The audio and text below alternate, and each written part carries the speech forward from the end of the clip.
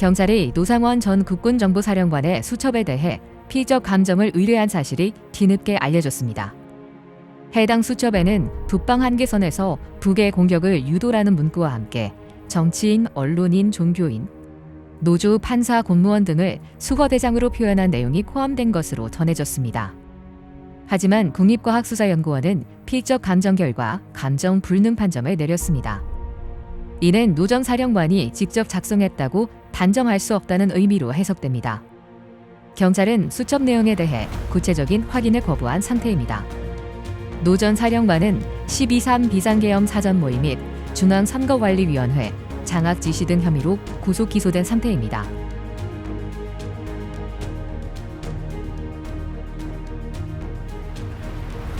경찰국가수사본부가 국군방첩사령부와 함께 국회 체포조를 구성하기 위해 일선경찰서에 형사 파견을 요청하며 사복 착용을 지시한 사실이 드러났습니다. 검찰은 윤석열 대통령의 내란 우두머리 혐의 공소장에서 국수본이 반국가 세력 합동 체포조 편성에 가담한 정황을 포함했다고 밝혔습니다. 당시 국수본은 경찰 100명과 호송차 20대를 지원해달라는 요청을 받고 서울경찰청에 수사관과 차량 지원을 요청한 것으로 조사됐습니다. 이후 광역수사단 소속 수사관 81명이 대기 명령을 받았으며 영등포경찰서 형사과를 통해 체포조에 필요한 형사 명단을 방첩사 측에 전달한 것으로 나타났습니다. 국수본은 사복 착용 지시가 체포조 가담이 아닌 기한 내 차원의 지원이었다고 해명했습니다. 또한 체포 시 형사조끼 착용 등 통상적인 절차와는 차이가 있었다고 덧붙였습니다.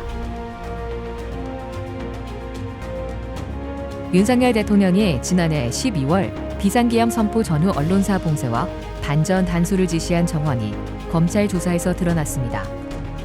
검찰이 국회에 제출한 공소장에 따르면 윤 대통령은 이상민 전 행정안전부 장관에게 계엄 선포 이후 조치사항이 담긴 문건을 전달하며 구체적인 지시를 내렸습니다.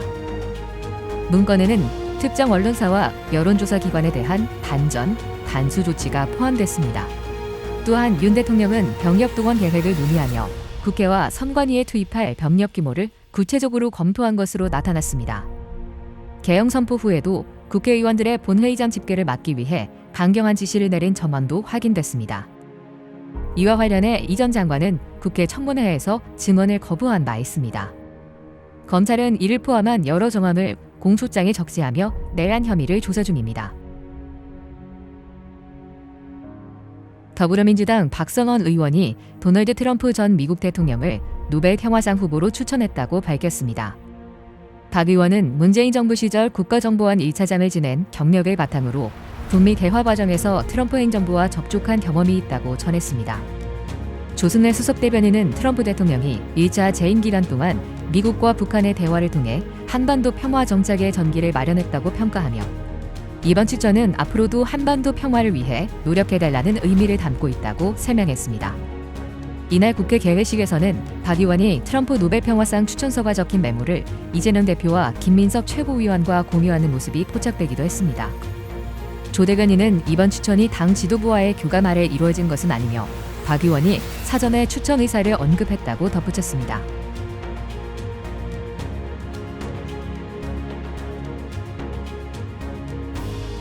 윤석열 대통령 탄핵 심판 5차 변론에서 이진우 전 육군 수도방위사령관, 여인형 전 국군 방첩사령관, 홍장원 전 국가정보원 1차장이 증인으로 출석했습니다. 헌법재판소는 이들을 대상으로 국회 측 주신문과 대통령 측 반대 신문을 진행하며 재판관들의 직접 질문도 이어질 예정입니다. 이진우, 여인형 전 사령관은 현재 내란 혐의로 구속 기소된 상태로 증언을 거부할 가능성도 제기되고 있습니다.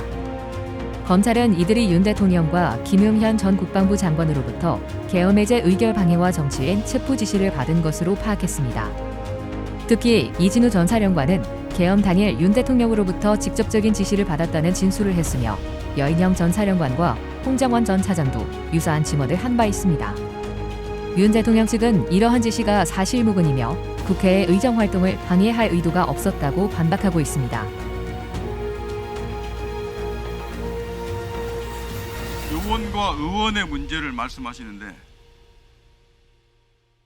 요원의 문제는 12월 4일 01시부터 09시 사이에 있었던 707 특임단 요원이 본관에 들어갔던 인원들을 밖으로 빼내라는 사실이 정확히 맞습니다. 국회의원을 끌어내라 하는 부분들은 12월 4일 00시 20분부터 00시 35분 사이에 있었던 대통령과 전 김용현 전 장관이 국회의원을 끌어내라는 이 두 가지 사실도 맞습니다.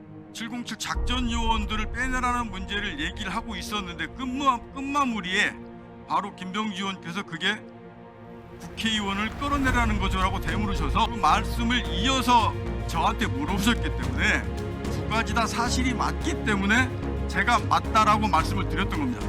12.3 비상계엄 사태와 관련해 내란 혐의로 구속 기소된 여인형 전 국군방첩사령관이 첫 공판 준비 기일에서 계엄 모의 혐의를 강하게 부인했습니다. 여 전 사령관은 대통령과 국방장관에게 여러 차례 계엄 반대 의견을 전달했다고 주장하며 자신의 소신에 따라 행동했다고 밝혔습니다. 그는 계엄 이후 계획에 대해 알지 못했으며 군 통수권자의 명령을 이행했을 뿐이라고 강조했습니다. 또한 정치인 체포나 선관위 서버 반출 등은 실제로 이루어지지 않았다고 항변했습니다. 이에 대해 군검찰은 여 전 사령관이 계엄 선포 전부터 관련 내용을 알고 있었으며 위법성을 판단할 충분한 시간이 있었다고 반박했습니다. 재판부는 사건 병환 여부를 추가 논의 후 결정할 예정입니다.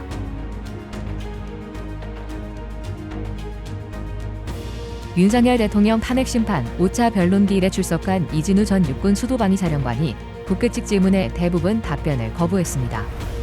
이 전 사령관은 본인의 형사재판이 진행 중이며 증거 채택 여부를 결정하는 절차가 진행 중인 상황에서 헌재 증언이 불리하게 작용할 가능성이 있다고 밝혔습니다. 국회집 대리인단의 병력 지시와 관련된 질문에도 답변을 거부하며 윤 대통령과의 전화 통화 여부에 대해서도 언급하지 않았습니다. 국회 측은 증인들이 사실대로 진술하기 어려운 환경을 지적하며 가림막 설치를 요청했으나 이 전 사령관은 이를 원하지 않는다고 답했습니다. 헌재는 증인이 요청할 경우 가림막 설치를 허용하되 윤 대통령 퇴정 요청은 받아들이지 않기로 결정했습니다. 이번 심판은 윤 대통령의 지시와 관련된 증언의 중요성이 부각되고 있습니다.